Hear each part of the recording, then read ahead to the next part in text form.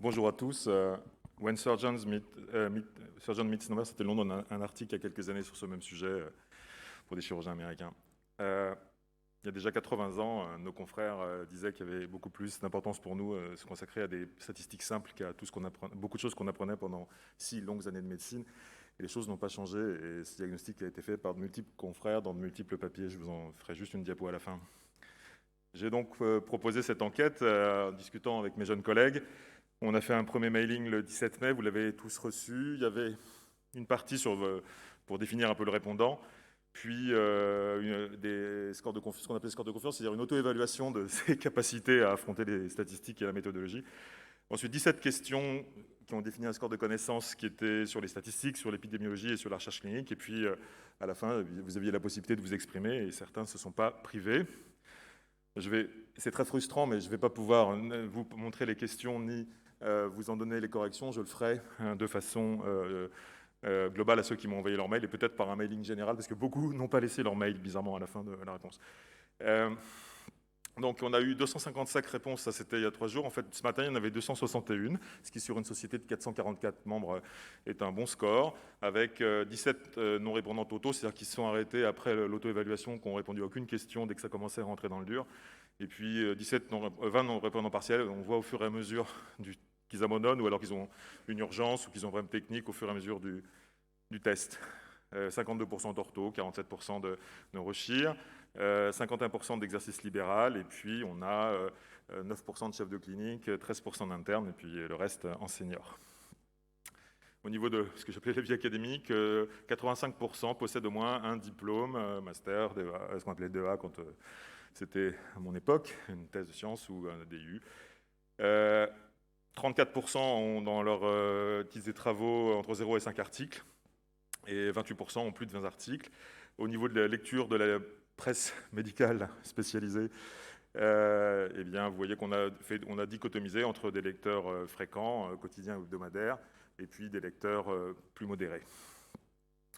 Donc, le score moyen de connaissance des membres de la Société française de chirurgie du rachis en statistique méthodologie est de 37,6 sur 100. Sur les 7 questions, on les a rationalisées sur 100, donc c'est une performance qui n'est pas complètement extraordinaire. Ça va de 0 à 88. Je vais faire assez vite, parce que je n'ai pas beaucoup de temps. Sur la partie des statistiques, il y a ça c'est le pourcentage de bonnes réponses.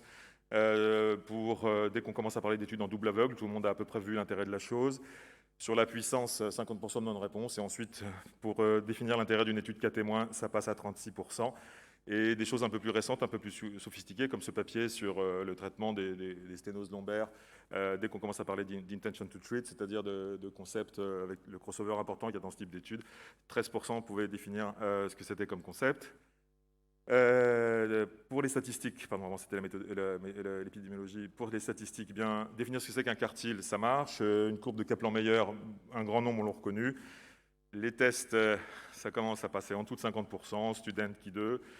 Une différence significative dont Steven m'en a parlé, on n'est pas très performant, et là, on s'effondre. L'intervalle de confiance dont on parle si souvent, c'est pas si clair que ça dans nos têtes. Parler d'une ANOVA, 20,4% pouvaient identifier correctement ce que c'était, et puis dès qu'on parle dans le monde étrange des tests non paramétriques, alors là, on n'est pas très performant non plus.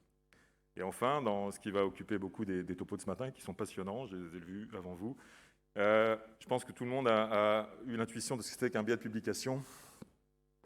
La MCID dont parlera Arthur, c'est pas très clair. Et puis alors après, pour le waste, le gâchis, pour ceux qui se rappellent de la question, il fallait répondre les 5 options. Et en fait, seulement 2 sur les 250 ont eu la bonne réponse. Si on compare les spécialités ortho et neurochir, c'est non significatif. Les juniors sont beaucoup plus, alors on a mis chef de clinique et interne, sont beaucoup plus performants significativement que les seniors, et peut-être aussi que leur enseignement a changé par rapport aux nôtres, dans la fameuse lecture critique d'articles dont certains m'ont parlé dans leurs commentaires, que nous, il n'y avait pas à notre lointaine époque du XXe siècle. À mon immense tristesse, les libéraux sont moins performants que les gens du public. Il y a un biais, parce qu'il y a les internes dans les gens du public, j'aurais dû les enlever, mais ça fait un biais à critiquer. Mais je ne peux pas parler pour les orthos, mais les neurochir, ils vont avoir une correction dès septembre prochain à leur congrès. Je vais me charger d'une session spéciale pour leur faire une injection de rappel. Différence significative entre les gens qui ont un diplôme et ceux qui n'ont pas passé de master ou de thèse. Pas de différence significative entre les gros et les auteurs de plus de 5 articles et les auteurs de moins de 5 articles. Par contre, différence significative entre ceux qui sont lecteurs fréquents versus ceux qui sont lecteurs modérés. Ça donne peut-être un esprit critique. Au niveau de l'auto-évaluation, je n'aurai pas le temps de tout vous analyser, mais globalement, c'est la confiance qu'on a en soi, confiance importante ou totale, en bleu, plus de 50% ont une certaine confiance pour interpréter la valeur P d'un résultat donné, le fameux petit P dont on va nous parler, 44% pour interpréter les valeurs d'un intervalle de confiance, ce qui s'est effondré dans les tests objectifs. Après, on est beaucoup moins de confiance pour les problèmes de puissance d'une étude, pour évaluer la pertinence d'un test ou d'une méthodologie spécifique pour une étude. Le score de confiance moyen, c'est rapporté à 100, c'est 60. C'est-à-dire que si vous avez répondu que vous avez une confiance modérée en vous pour les 5 items précédents, vous avez 60. Si vous masterisez tout, vous avez 100. Et si vous n'avez aucune confiance en vous, vous avez 20. Donc le score moyen, il est franchement moyen. Par contre, il y a une bonne corrélation entre les gens qui ont confiance en eux et les gens qui ont des bons résultats. Donc score de confiance versus score de connaissance. C'est significativement ceux qui sont supérieurs à la moyenne du score de confiance ont les meilleurs résultats dans le score de connaissance. Alors, c'est des résultats qui ne sont pas fameux, 37 sur 100 pour nous tous.